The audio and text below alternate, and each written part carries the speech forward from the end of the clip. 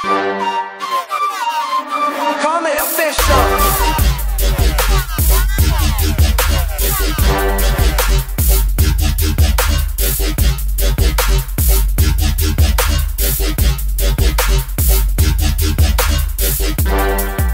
Баршаға сәлем достар, әлемдік танымал жұлдыздар туралы қызықты ақпараттар беретін Хамид Official YouTube арнасы назарларыңызда. Бүгін көпшілік жастардың сұранысы бойынша актер, модель, әнші, продюсер Вабанк, яғни Нар тәуекел сериалы арқылы танымал болған кореялық Ли Бен Хон туралы соңғы әрі қызықты ақпараттармен бөлісетін боламыз. Негізінде бұл актер туралы алдын біз видео шығарған болатынбыз, десе де толықтырып жаңа форматта ұсынып отырмыз. Еңбегімізді бағалап лайк басып қолдау көрсете отырыңыздар. Ал біз бастаймыз. Ли Бен Хон 1970 жылы 10 шілдеде оңтүстік Кореяның Сеул қаласында туылған. Оның әкесі бизнесмен еді. Бала кезінде анасы және қарындасымен бірге тұратын. Жасөспірім шағында ол мүлдем актер болам деп армандамаған. Бала кезінде Дэвонг бастауыш мектебін, Хэвонг орта мектебін, Чондон жоғары мектебін аяқтап, Ханян университетіне түсіп, француз әдебиеті бойынша білім алады. Ли Бен Хонның кино әлеміне келуі кездейсоқ болған. Бірде анасының құрбысы үйге қонаққа келіп, сенің бойың ұзын, сымбатты жігітсің, неге кино кастингтерге қатыспайсың деп ой салады. Расында бойы 1,78 сантиметр жігіт өте сымбатты еді. Көп замай кино кастингтерге барып, оның артынша модель ретінде жарнамаларға түседі. Оның алғашқы дебюттік фильмі «Асфальт менің үйім» драмасы болды. Әрмен қарай ертеңгі махаббат дорамасында, «Полиция» деген сериалда, «Кім менің есімді шығарады», «Қашқын» фильмінде, «Гонщиктердің арманы», «Армагеддон», «Махаббатты өлтіру» кино туындыларында жаңа образдар сомдайды. 1996 жылы «Той көйлегі», «Мұңды музыка», «Экстра», «Жүрегімнің органы», «Бірге бақыттымыз» фильмдеріне түседі. Актерді Корея еліне таныта білген «Біріккен қауіпсіздік аймағы» фильмі болды. Дәл осы кинода актер жаңа образ арқылы көпшілікті тәнті етті.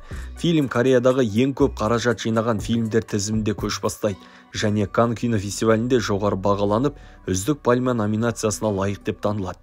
Ал Ли Бен Хон Бусан Film Awards кешінде үздік актер номинациясына ие болады. Осылайша актерға көптеген кинокомпаниялардан ұсыныстар келеді, тіпті оны кореялық Брэд Питт деп атайтын еді. 2001 жылы актер Тарзанкамен секіру, Керемет күндер, Ұзақ жол, Мас күйде, Қиялдар мемлекеті фильмдерінде ойнайды.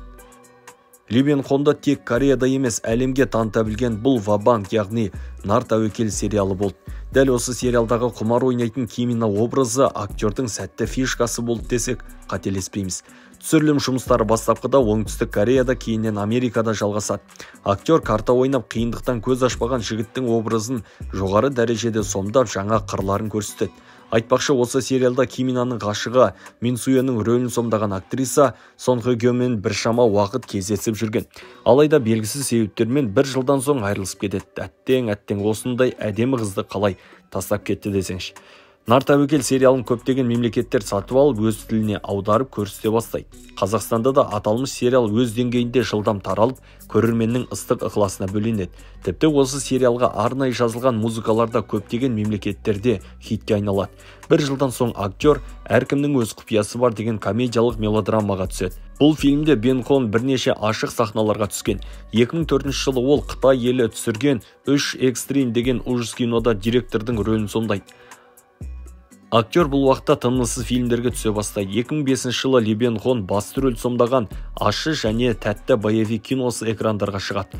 Аталмыш фильмді көрермендер жоғары бағалап үлгерді. 2006 жылы Жаз мезгілінде деген мелодрамада басты кейіпкерді сомдаса, Жапон елі түсірген Батыр фильмінде екінші пландағы рөлдердің біріне алынады. Сол жылы актер оңтүстік кореялық актриса Ли Мин Джонмен кездесіп жүреді. Олардың қарым-қатынасы шынайы болғанмен белгісіз себептермен айырылысып кетеді. Айтпақшы, Ли Бен Хон 2006 жылы Biash Entertainment деген өнер орталығын ашып, талантты жастармен жұмыс жасауға кіріседі. Осы орталықтан қаншама талантты әртістер шығып, шоу-бизнес әлеміне қадам басады. Актердің танымалдылығы артқан сайын түрлі мемлекеттерден жаңа киноларға түсуге шақыртулар жиі келеді. 2008 жылы актер Жақсы жаман есерсоқ фильмінде жаман адам образын сомдайды. Десе де бұл фильм айтарлықтай сәтті бола қоймайды. 2009 жылы Франция елі түсірген «Мен жаңбырлы күнде келем» трейлерінде басты рөлдердің біріне алынады. Түсірілім жұмыстарына 18 миллион доллар қаражат кетсе де, кинокартина 4 миллион доллар ғана табыс табады. Сол жылы актер алғаш рет Голливудқа шақыртылып, Әбішланның шабуылы боевик киносында Storm Shadow деген батыр жігіттің рөлін сомдайды. Актер осы киноға түсу үшін спортпен тұрақты түрде шұғылданып, қылыштасуды және жекпе-жек өнерінде үйренген. Оның качок болған денесін осы кинодағы дене бітімінен байқауға болады. Ли Бен Хонға бұл кино тек тәжірибе ғана емес, әрі жақсы шетелдік достар арттыруына ықпал етті. Актер басты рөлдегі Ченнинг Татум, Марлон Уаянс секілді жұлдыздармен тез тіл табысып кетеді, себебі ол ағылшын әрі француз тілдерін жетік меңгерген еді. Фильм сәтті шығып, әлем бойынша 302 миллион доллар табыс табады. Көп ұзамай Оңтүстік Корея түсірген Айрис сериалында басты рөлге шақыртылады. Ким Хён Джун есімді тыңшы жігіттің образы актердің тағы да жұлдызын жақты. Яғни Вабанк сериалынан соң Айристе көрермендер арасында жоғары бағаланды. Себебі осы сериалға қомақты қаражат бөлінген. Ал түсірілім жұмыстары Венгрия, Жапония және Оңтүстік Кореяда болған. Бен Хон осы сериалдағы әрбір эпизодқа 100 миллион вон қаламақы алып отырған. Айтпақша, Айрис сериалының соңында басты рөлдегі кейіпкер өлім құшады. Оны кім атып кеткен белгісіз болу жұмбақ күйінде қалады. Алайда осы Айристі қысқартып толық метражды фильм ретінде де шығарған. Бұл кинода тыңшы жігітті кім атқаны анық көрсетеді. Актер сериалдағы тыңшы жігіт образы үшін үздік ер адам образы номинациясын 2 рет жеңіп алады. Достар, мен Вабанк пен Айристі қайталап көруден жалықпасам да, актер ойнаған «Мен шайтанды көрдім» трейлеріне жоғары баға беретінем. Себебі сюжеті өте керемет фильм, талай ужас киноларды артта қалдырған. Сәтті шыққан кинотуынды 12 миллион доллар қаражат жинап, жақсы көрсеткіштерге қол жеткізген. Тіпті Ли Бен Хон тағы да үздік ер адам образы марапатына ие болған. Оның артынша әсерлі деп аталатын фантастикалық мелодрамаға түседі. 2011 жылы актер Жапония елі таспалаған дипломат Курода Косаку сериалында эпизодтық рөлдердің бірінде ойнайды. Сонымен қатар Маскарад деп аталатын тарихи драмаға түседі. Бұл уақытта Бен Хон бұрынғы ғашығы Ли Мин Джон қайта кездесіп жүреді. Соған қарағанда қатты ұнатқан секілді. 2013 жылы олар Сеул қаласындағы Гранд Хьят отелінде үйлену тойларын жасайды. Бен Хон осы тойға 100 мың доллар жұмсаған, ал келген қонақтар саны 900-ден асқан. Бұл уақытта актер Голливудқа қайта жол тартып, Әбішланның шабуылы киносының 2-ші бөліміне түседі. Бұл жолы Storm Shadow образы фильмде басты кейіпкер бола білді. Ли Бен Хон 2-ші бөлімде актер Дуэйн Джонсон, Брюс Уиллис, Ченнинг Татум секілді танымал кино жұлдыздармен жұмыс жасайды. Осы кинодағы образ үшін 2-ші пландағы үздік актер номинациясын жеңіп алады. Оның артынша ардагер актер Брюс Уиллиспен бірге Қызыл деп аталатын боевик кинода бандит болып ойнайды. Бұл уақытта оның өмірінде аздап қиындықтар пайда болады. Яғни Даха деген әнші мен Ли Джион деген модель қыз актерға шантаж ұйымдастырады. Оларда Бен Хон модель қыз Ли Джионмен романтикалық әңгіме құрған және құпия кездесулер туралы сөйлескен туралы бейне жазба бар еді. Екі қыз шантаж жасау үшін осы видеоны таратамыз, әйтпесе қомақты қаражат бересің дейді. Ал актер болса ойланбастан полицияға барып арызданады. Нәтижесінде шантаж жасамақшы болған екі қыз да сотталып кетеді. Бұл жағдайға байланысты Бен Хон әйелінен және жанкүйерлерінен кешірім сұрайды. 2015 жылы актер тағы да Голливудқа жол тартып, Арнольд Шварценеггер ойнаған Терминатор Генезис киносында жауыз робот образына енеді. Голливудтағы әрбір образ үшін сәттіліктер жолын ашты. Осылайша жаңа шақыртулар, пресс-турлар, фотосессиялар актердің өмірін жаңа бағытқа өзгертеді. 2015 жылы Бен Хонның тұңғыш ұлы өмірге келеді. Оған Ли Джин Ху деп есім қояды. Сол жылы актер қылыштың есінде Инсайдерлер және Америкада түсірілген Өтіріктен де жаман деген фильмдерде ойнайды. Өтіріктен де жаман фильмінде Аль Пачино, Энтони Хопкинс секілді ардагер кино жұлдыздар болды. Дегенмен бұл фильм өз шығынын ақтай алмады. Одан бөлек рэпер P. Diddy екеуі Часпик 4 деп аталатын қысқаметражды фильмде бірге рөл сомдайды. Ал 2016 жылы ғажайып жетілік тарихи киносында басты рөлдердің біріне шақыртылады. Ол жолы актер Дензел Вашингтон, Крис Пратт, Итан Хоук және тағы да басқа жұлдыздармен партнер болады. 90 миллион доллар қаражат кеткен фильм әлем бойынша 160 миллион доллар табыс табады. Достар, Ли Бен Хон түскен құпия агент және мастер киноларын көру тұсынам.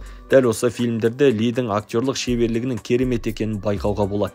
Әсіресе мастер киносындағы шаман адам образы оның талантының жаңа қырларын ашқан. 2016 жылы актер әйелімен бірге Mnet Asia Music Awards марапаттау кешіне қонақ болады. Бұл кештен соң жұбайымен түнгі клубқа барып достармен кездеседі.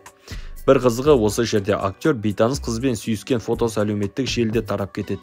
Ең қызығы олар сүйіскен кезде әйелі жанында отырған. Бұл фото тарап кетіп негативті пікірлерге себеп болады.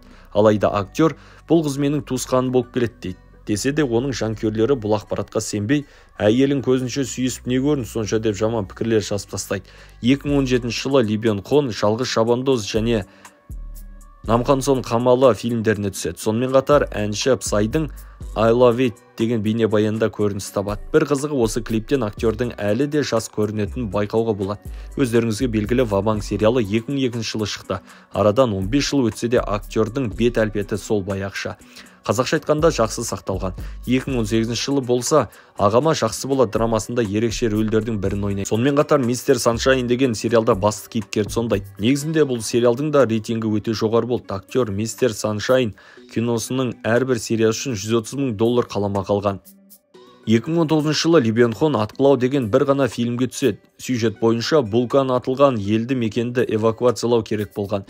Сол жылы Жақын адам деген драмаға шақыртып алады. Бұл фильмде актердің ерекше рөлдерінің бірі. Себебі дипломат образы үшін Ли Бен Хон көп дайындық жасаған. Саяси кітаптар оқып, мемлекеттік қызметкерлермен тілдескен. Фильм 2020 жылдың басында кинотеатрларға шығады және $37 миллион қаражат жинайды. Бұл ұжым үшін сәтті уақыт болды. Себебі 2 айдан соң әлем бойынша пандемия басталып, кинотеатрлар жабыла бастайды. Бұл уақытта Кальмар ойыны сериалының түсірілім жұмыстары басталып кетеді. Бұл сериалда актер қауіпті ойынды ұйымдастырушылардың бірі болып ойнайды. Аталмыш сериал әлем бойынша қалай танымал болған өздеріңіз жақсы білесіздер. Байқасақ, осы сериалда актердің түр әлпеті біршама қартайған, солғын тартқанын көруге болады. Бәлкім уақыт өзінікін алады деген осы шығар. Айтпақшы, 2024 жылы Кальмар ойыны сериалының 2-ші бөлімі жарық көреді деп күтілуде. Ендеше асыға күтеміз. 2021 жылы актердің кино қоржыны төтенше жағдай фильммен және Біздің блюз сериалымен толғады. Дәл осы дорама Оңтүстік Кореяның рейтингінде жоғары бағаланып, миллиондаған көрерменнің тамашалауына себеп болды. Ал 2023 жылы Бетонды Утопия боевик киносына түседі. Сюжет бойынша Сеул қаласында жер сілкінісі орын алып, үйлер қирап, біраз адам қаза табады. Ал құтқарушылар бетондар арасынан тірі адамдарды шығару үшін жанталасады. Киноның түсірілім жұмыстары 2021 жылы басталған болады. Десе де 2023 жылы кино прокатқа шығып $29 миллион табыс табады. Келер жылы актер ойнаған матч биографиялық фильмі жарық көреді деп күтілуде.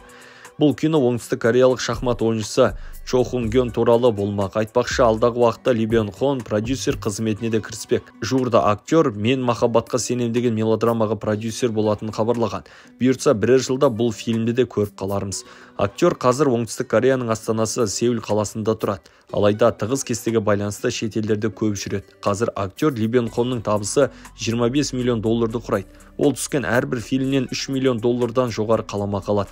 Актердің тек кинодан ғана емес, жарнамалардан да табысы жақсы. Бен Хон иіссулары мен смартфондары, сонымен қатар Vogue журналы мен Paradise City қонақ үйінде жарнамалаған. Оның Сеул қаласында зәулім үйі бар. Ал келіншегі Ли мен Джон екеуі Американың Лос-Анджелес қаласынан $2 миллион тағы бір үй сатып алған. Оның бизнестерді қомақты табыс алып келеді. BH Entertainment компаниясынан шыққан актерлар Кореяда ең танымал жұлдыздар қатарында болса, BHNS деген дүкенінде бас киімдер, амияндар көп сатылады. Және де актердің образы бейнеленген қуыршақтарда сатылымға шыққан. Бен Хонды Lost Planet Extreme деген компьютерлік ойыннан да көруге болады. Актер қайырымдылық жұмыстарына да атсалысады. Тіпті өзінің туған күнінде Сеулдағы балалар ауруханасына $100 миллион көлемінде қаржы аударған. Одан бөлек оңтүстік Кореяның Уилджин қаласында болған өрттен зардап шеккендерге тағы $100 миллион аударған. Оның байлығы көп болғанымен салық төлеу барысында аздап қиындықтарға тап болған. Осы жылы BH Entertainment үкіметке үлкен суммада салық төлеген. Актер бос уақытында таеквондомен айналысады. Денесін сымбатты ұстау үшін спортпен тұрақты түрде айналысады. Актердің қоржынында танымал фильмдер болғанымен кейбір жұлдызы жанған туындылардан да бас тартқан кездер болған. Мысалы, Алтбой деген фильмге шақырылғанда ол бас тартқан, ал дәл осы кинотуынды миллиондаған көрерменнің сүйікті фильміне айналды. Одан бөлек Оскар жүлдесін алған Паразиттер киносына түсуді де қаламаған. Нәтижесінде Паразиттер киносы әлемді өзіне қарата білді және Оскар жүлдесін жеңіп алды. Десе де актер Ли Бен Хон осы уақытқа дейін үздік актер жүлдесін талай рет алып тастаған. Алдағы уақытта да бұл жетістіктер қайталанады деп сенеміз. Ол актерлықтан бөлек ән де айтады. Қоржынында бірнеше альбомдар бар. Оның Жапонияда жанкүйерлері өте көп. көп. Тіпті Жапонияға барған кезде 24 000 адам лық толы стадион актерді зор қошеметпен қарсы алған екен. Қазір Ли Бен Хонды Голливуд фильмдеріне түсуге тағы да шақыртып жатыр. Алайда Бен Хон бір сұхбатында Америкада киноға түсіп жүргенінде менің ұлтыма азиат екеніме қарап менсінбегендер де болды деп америкалық әріптестеріне реніш білдірген. 54 жастағы актер модель Ли Бен Хонды алғаш рет Кимино образымен таныған болатынбыз. Алайда уақыт өте сәтті шыққан кинотуындылардан оның керемет актерлық шеберлігін байқадық. Алдағы уақытта актердің жаңа кинотуындыларын бірге тамашалаймыз деп сенеміз. Достар, егер ақпаратымыз ұнаса, лайк басып қолдау көрсете отырыңыздар. Алдағы уақытта шетелдік және отандық жұлдыздардың жеке өмірі, табыстары, қилы тағдырлары туралы баяндайтын боламыз. Әзірге Хамид Official YouTube арнасымен бірге болыңыздар. Келесі видеоларды тұрақты көру үшін арнамызға жазылып қоюды ұмытпаңыздар. Келесі кездескенше аман сау болыңыздар.